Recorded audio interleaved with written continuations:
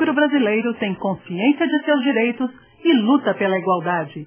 Essa força foi conquistada ao longo dos séculos, desde o dia em que um líder guerreiro entregou a própria vida para conquistar a liberdade.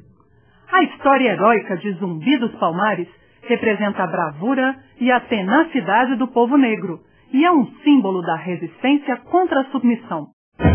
No início do século XVII, Recife era o porto de saída do açúcar, maior riqueza do Brasil naquela época, para a Europa.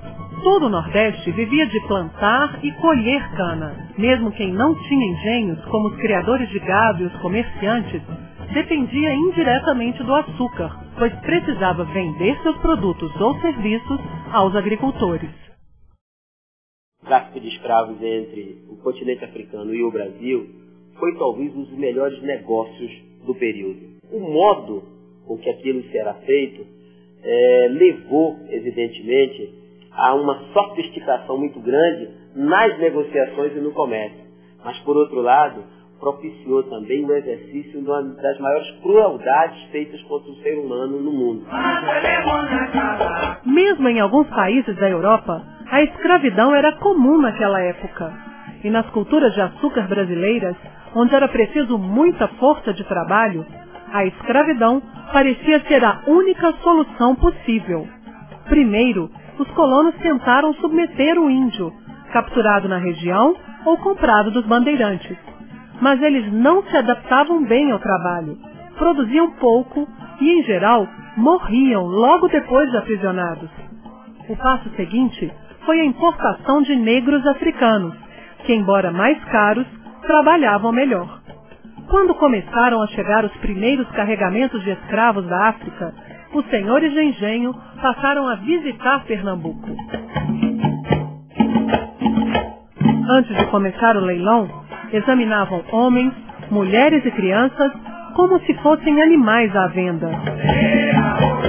No final do século XVI, escravos que fugiam dos engenhos de Pernambuco começaram a ir para a Serra da Barriga, zona afastada do litoral, entre o atual estado de Alagoas e o de Pernambuco.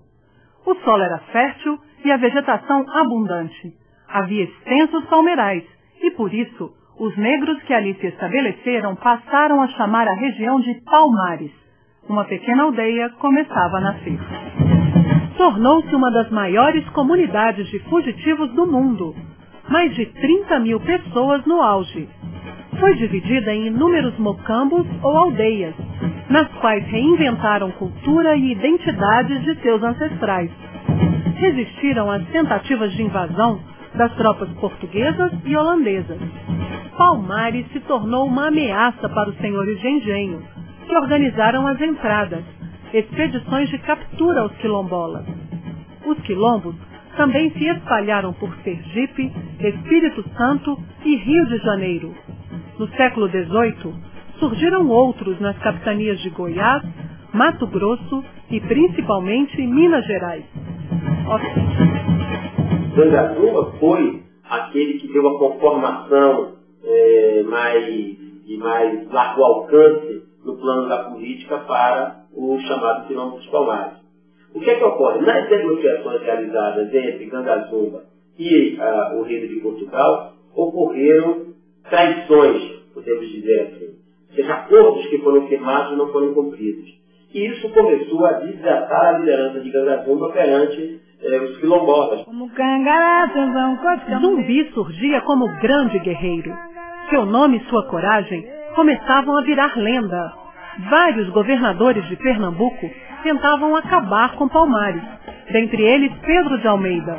Para ele, mais do que a extinção do quilombo, interessava a submissão dos negros ao governo. Chegou a propor um tratado de paz, que oferecia em troca da lealdade à coroa o reconhecimento da autonomia de seus habitantes.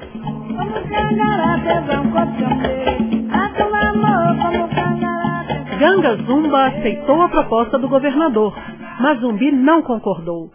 Para ele, não se tratava somente de viver livre, mas também de libertar os que ainda estavam escravizados. Muitos negros ficaram contra Gangazumba e envenenaram o velho rei.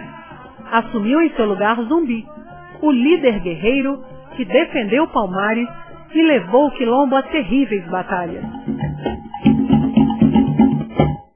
O novo governador, Aires de Souza Castro, espalhou por todas as vilas ordens para que Zumbi se entregasse com seus homens.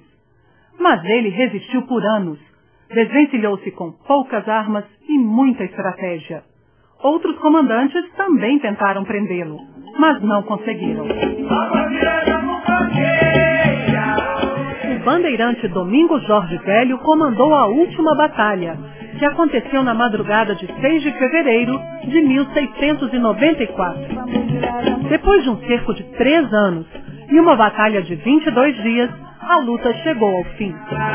Zumbi conseguiu fugir, mas cerca de um ano depois, foi encontrado em um esconderijo. O grande guerreiro resistiu até a morte. Por mais que a notícia se espalhasse, os escravos não acreditaram e cantaram pela sua ressurreição. Zumbi se transformou num símbolo tão poderoso que ele gerou também várias versões sobre a sua morte. A versão que nós temos é que a versão mais corrente dentro do movimento negro e a mais aceita dentro do movimento negro é que ele foi assassinado em luta. General Negro dos Palmares, grande líder dos quilombolas, lutou e morreu pela defesa e pela liberdade dos seus irmãos negros. 20 de novembro é considerada a data oficial da morte de Zumbi e se comemora o Dia da Consciência Negra. Por simbolizar a libertação do negro brasileiro, Zumbi é considerado um dos construtores do Brasil. Salve, Zumbi,